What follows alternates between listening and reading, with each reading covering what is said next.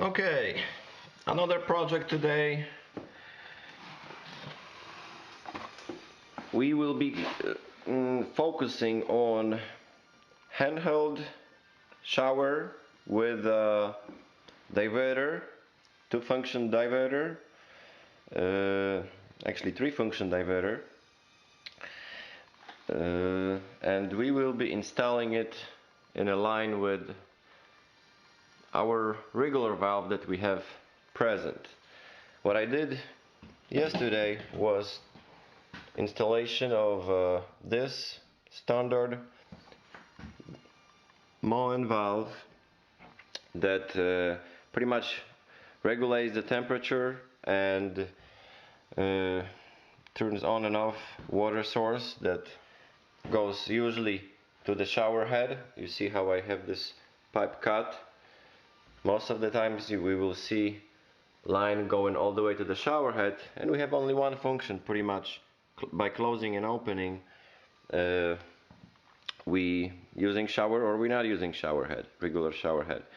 Really nice fixture as additional item will be to add diverter that will be shortly installed here, and handheld shower on a sliding bar, which will be really convenient when it comes to lower body, and can be useful also for some other purposes. Another advantage of having handheld will be maintenance. Having such a head on a hose will allow us to clean, to wash entire shower after we're done with the showering. Making this nice and clean, it's of course recommended to maintain new shower, especially after being redone, so it stays nice for a longer period of time. So there might be different use for the handheld. A lot of customers asking about it, so this is what we will be doing in this case. So let's start. We will be using handheld manufactured by Moen in oil bronze finish. They comes in different finishes, but the one I'm working with today is oil bronze, so the code specifications for trims that I will give you will be for this particular color. Depending on a different finish, it might slightly change. The last letters or numbers might be slightly different. The main number usually stays the same. So to do what we're planning, we will need, other than standard valve that you can buy anywhere, Home Depot, Lowe's, or online, we will need diverter and entire handheld kit. How it looks like and what such kit includes. Let's start from the diverter. This is diverter. We have water coming over here and exiting here and here, depending on what we will be doing. I'll be using this side for the regular shower head and the right side for handheld.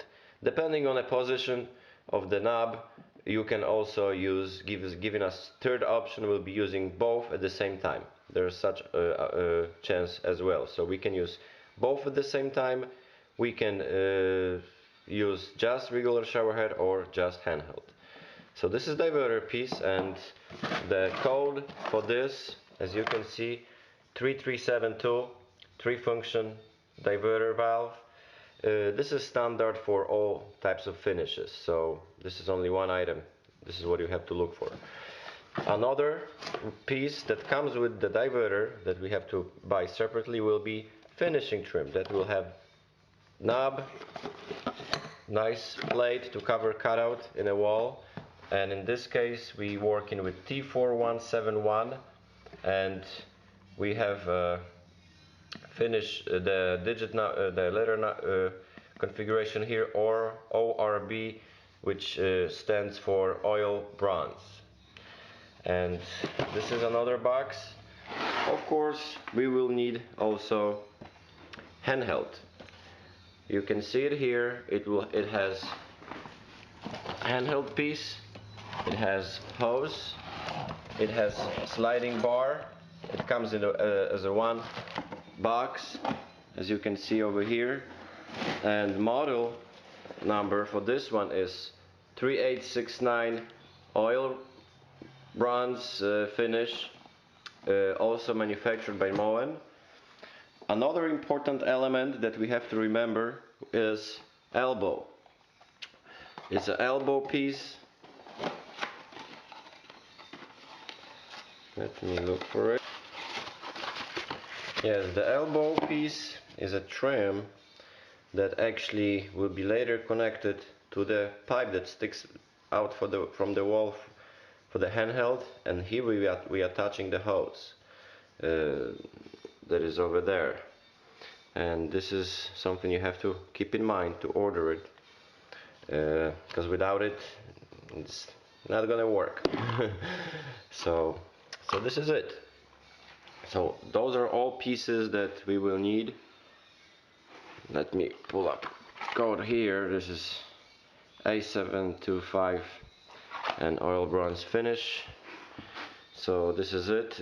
Of course, we will need standard components for soldering: copper pipes, fittings, solder, torch, and cleaning equipment. So from what I'm starting always from planning. We have to plan how it's gonna be installed. So where I'm starting, I have this pipe ready to be continued with our new components, but we have to of course run the line. We have to see where the handheld is gonna stick out from the wall. The goal will be for the hose to not lay or touch the shower floor later. So where I'm starting from checking where exactly I will place the handheld. With the homeowners, we've discussed that it's going to be on this side. It will be more as a handheld versus shower head.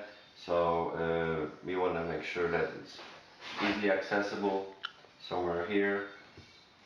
And the line for the handheld will appear to be somewhere here, because we want to make sure that it's pretty close to the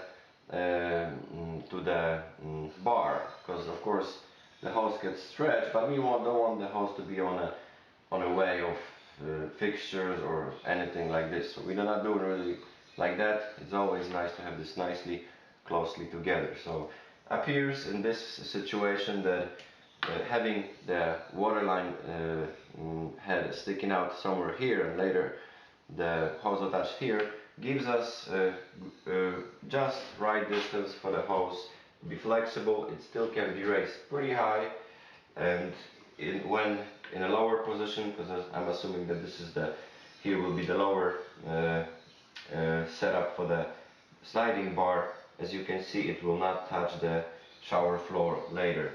Sometimes I've seen different contractors putting either a fixture over here, where then homeowners have the issue of lots of dirt and mold collecting on a hose, or even too high, not really looking really nice and neat. So the goal is always either with the line with the valve or somewhere in a lower section.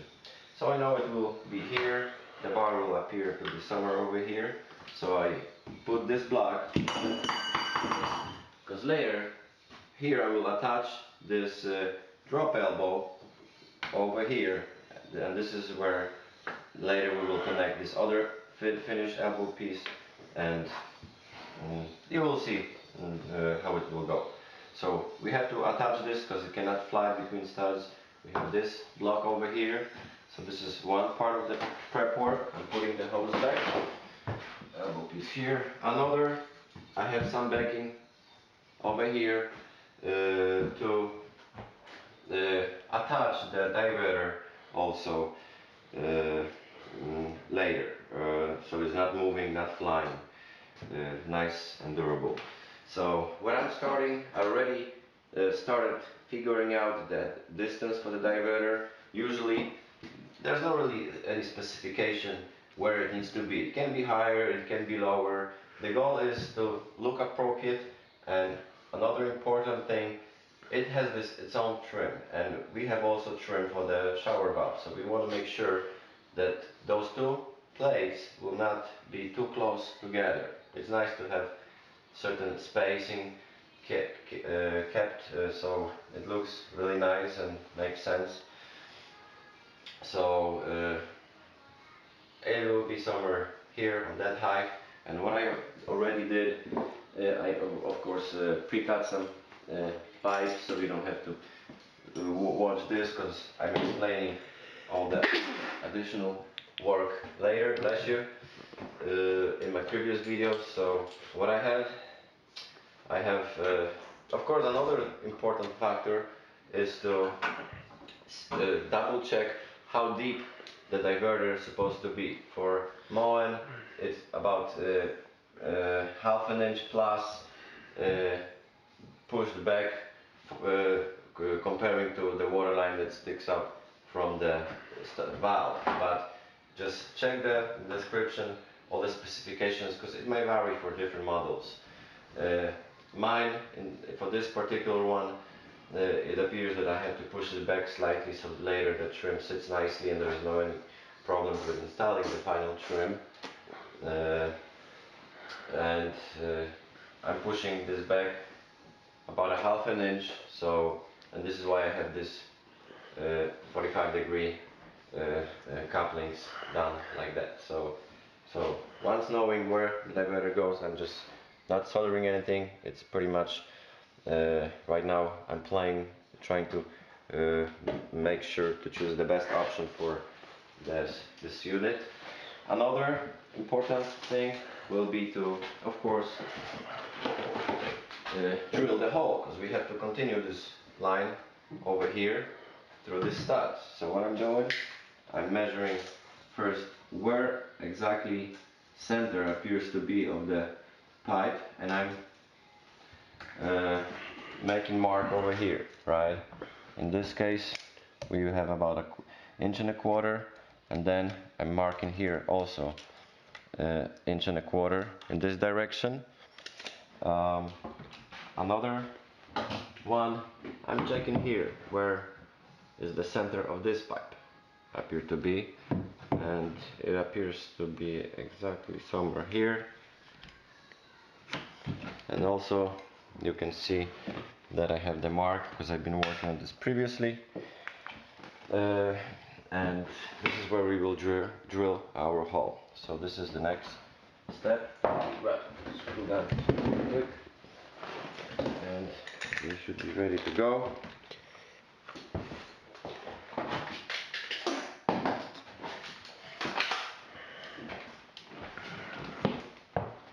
Let it nicely go side.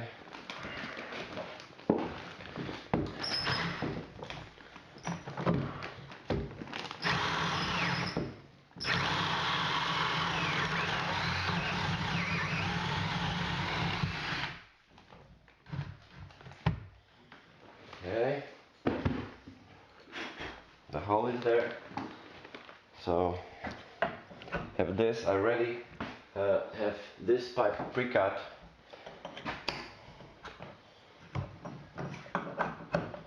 This is how it will go over here. This will continue to the handle. Another pipes that we will need, or that are already also pre-cut, is to run this all the way to the shower head. So we have to kind of do a loop to have this running the way it's supposed to. So I cut those 3 different pipes and prepped those 3 fittings. The goal is to make sure that this is lining nicely and perfectly. So